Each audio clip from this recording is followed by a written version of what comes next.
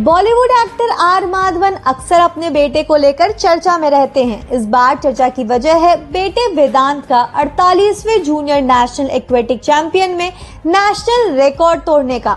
माधवन ने अपने social media पर एक वीडियो शेयर करते हुए यह खुशखबरी सबको दी है।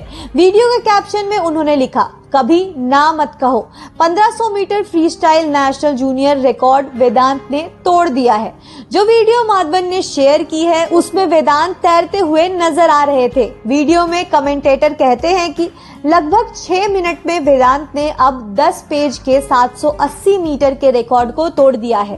आपको बता दें कि वेदांत ने पिछले साल अक्टूबर में जूनियर नेशनल एक्वेटिक चैंपियन में महाराष्ट्र के लिए टोटल 7 मेडल जीते थे। अगर बात पापा माधवन की करें तो इन दिनों आर माधवन अपनी film rocketry the Nambi effect के लिए चर्चा में हैं। उनकी फिल्म बॉक्स ऑफिस में भी कमाल कर रही है। ऐसी ही खबरों के लिए हमारे साथ बने रहें जी मीडिया के डिजिटल प्लेटफॉर्म पर।